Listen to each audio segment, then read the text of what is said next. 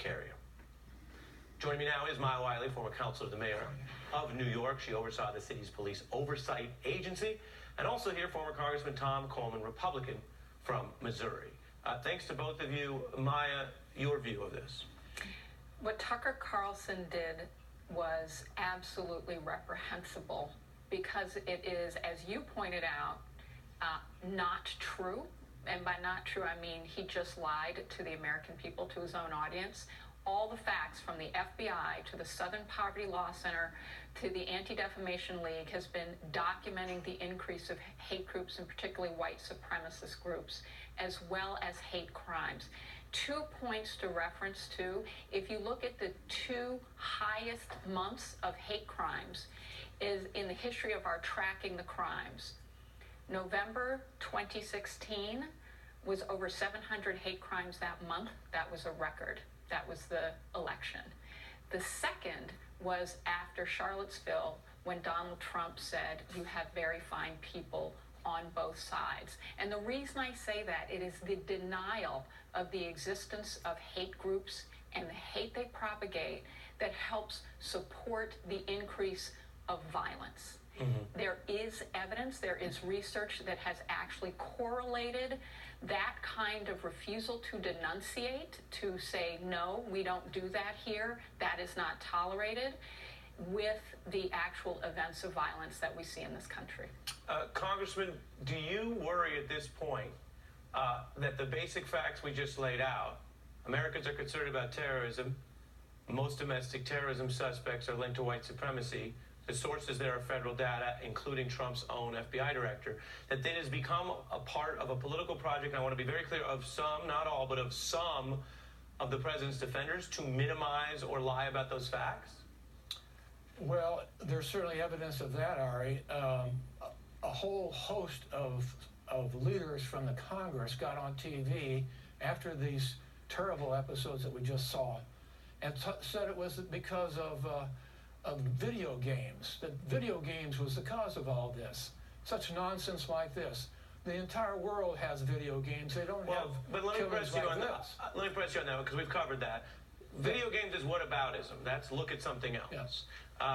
What we're covering is people trying to, within a certain frame, get other people to think, yeah, white supremacy, what is that about? That maybe that's quote-unquote not a big deal, all the way out to quote-unquote a hoax, when the numbers show the opposite.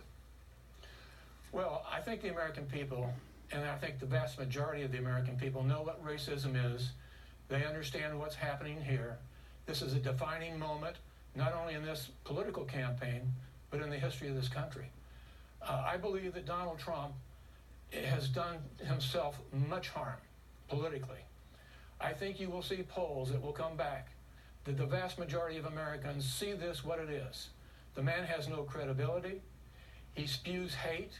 He did it when he came down the escalator in 2015, and he hasn't stopped since. They are not going to vote for a racist. They're not going to vote for somebody like this. Maybe they didn't know what he was like before, but they know now. So let's see how this plays out. But we have got to stand strong. We've got several issues here. We've got guns. I'm going to jump in. I mean, part of what is playing out, right, Maya, is a moving of some of these goalposts. So the effort to try to take folks and confuse them about what it is, which is very extreme. I mean, if you're out here trying to do any cover for terrorism suspects, I don't care what they're linked to, you got to really look in the mirror. And then I want to play for you what Rush Limbaugh says, which whatever one thinks of the source, he is voicing something that is a different argument, that, hey, there are plenty of people who are registered in the Republican Party or who are voting for this or that, who aren't racist or who voted for Obama or whatever, and whether this paints too broad a brush in the other direction. Take a listen.